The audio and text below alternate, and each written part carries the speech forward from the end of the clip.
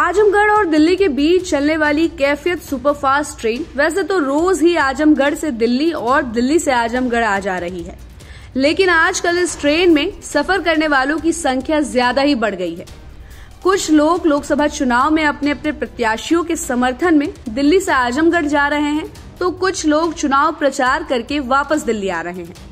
पिछले कई दिनों से ऐसा ही सिलसिला चल रहा है और कुछ लोग इस उम्मीद में यात्रा कर रहे हैं कि उनका प्रत्याशी इस बार जीत कर आजमगढ़ से दिल्ली आएगा। बीजेपी के समर्थक दावा कर रहे हैं कि दिनेश लाल यादव निरहुआ एक बार फिर चुनाव जीत कर दिल्ली आएंगे, जबकि समाजवादी पार्टी के प्रत्याशी धर्मेंद्र यादव के समर्थक कह रहे हैं कि उपचुनाव में एक भूल के कारण उनका प्रत्याशी हार गया था।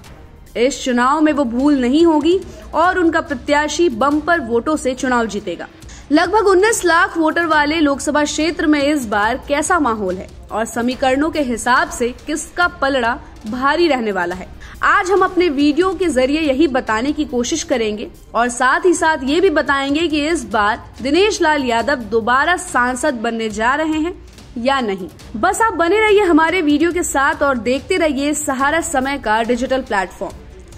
जैसा कि हमने पहले बताया कि लगभग यहाँ 19 लाख वोटर हैं, जिसमें से 3.5 लाख से ज्यादा वोटर यादव बिरादरी के हैं, जबकि मुस्लिम वोटरों की संख्या भी 3 लाख के आसपास है। दलित वोटर भी 3 लाख से ज्यादा हैं। यानी इस लोकसभा क्षेत्र का मिजाज देखे तो बहुत हद तक यादव और मुसलमान वोटर ही तय करते हैं कि कौन सा प्रत्याशी या किस पार्टी का प्रत्याशी चुनाव जीतेगा। यहाँ एक बात और बता दें कि जब से आजमगढ़ लोकसभा क्षेत्र बना है, तब से अब तक 18 सांसद में से 14 सांसद सिर्फ यादव बिरादरी के बने हैं, जबकि 4 सांसद मुस्लिम बिरादरी के बने हैं। 2019 के लोकसभा चुनाव में समाजवादी पार्टी के मुखिया अखिलेश यादव ने यहां से चुनाव जीता था।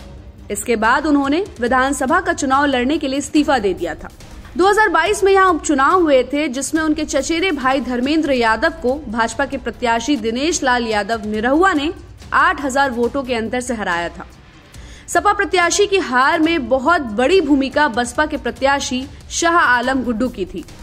उस उपचुनाव में बसपा प्रत्याशी गुड्डू को 2.5 लाख से ज्यादा वोटें मिली थी।